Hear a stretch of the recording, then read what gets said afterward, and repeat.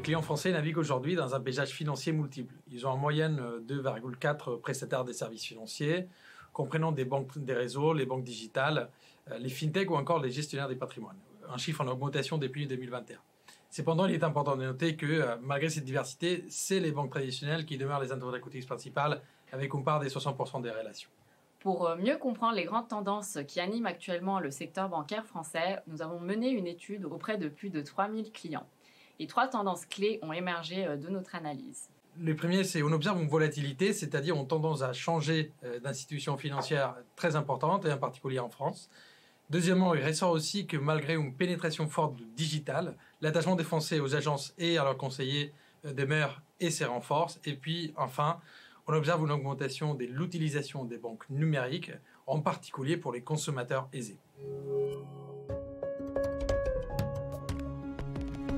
Près de 17% des clients français expriment aujourd'hui une volonté de changer d'établissement, ce qui est un chiffre en croissance par rapport à 2021.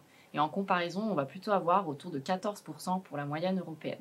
La principale raison évoquée par les clients est en effet l'offre, c'est-à-dire les produits avec les prix associés. Et la deuxième raison va être la qualité du service fourni. Les clients cherchent par ailleurs à diversifier le risque en répartissant leur patrimoine dans plusieurs banques.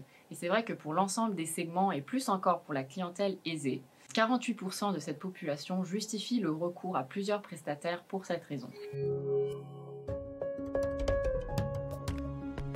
La seconde tendance que nous avons observée est que, bien que les services numériques aient connu une croissance significative ces dernières années, des incertitudes persistent à leur égard, tandis que l'attachement aux agences physiques s'intensifie. L'adoption du digital a globalement progressé, les générations les plus âgées rattrapant rapidement leur retard, on observe une augmentation des interactions numériques, c'est-à-dire mobiles et en ligne, et elles représentent aujourd'hui près de 70% des interactions des clients avec les banques. Cependant, de multiples points d'amélioration sont mis en évidence par les clients, principalement liés à des aspects techniques et à l'usabilité des services. Chez les personnes réfractaires aux services numériques notamment, on va surtout voir des préoccupations liées à la sécurité de ces services qui vont ressortir. Par ailleurs, la préférence pour les agences et l'interaction humaine reste forte. Ainsi, 40% des personnes sondées disent se rendre en agence en raison d'une préférence pour les interactions physiques contre 30% en 2018. Aujourd'hui, on a plus des clients qui préfèrent aller en agence par rapport à il y a 5 ans. Cette réalité est encore plus forte lorsque les clients envisagent d'acheter des produits bancaires complexes, comme l'ouverture d'un compte d'investissement ou l'obtention d'un prêt immobilier. L'agence demeure donc un atout stratégique pour les banques.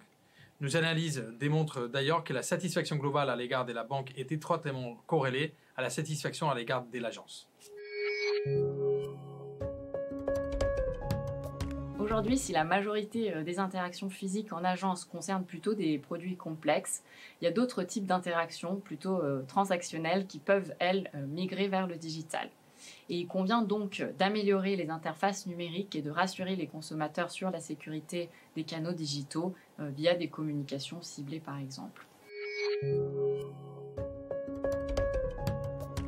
Cela suppose dans un premier temps de comprendre finement, interaction par interaction, segment client par segment client, les préférences des clients, puis de leur proposer un parcours omnicanal conforme à leurs aspirations. Il convient pour les banques de développer leurs services, notamment des conseils à distance. Cela est vrai pour les banques traditionnelles, mais aussi pour les acteurs fintech ou les banques digitales.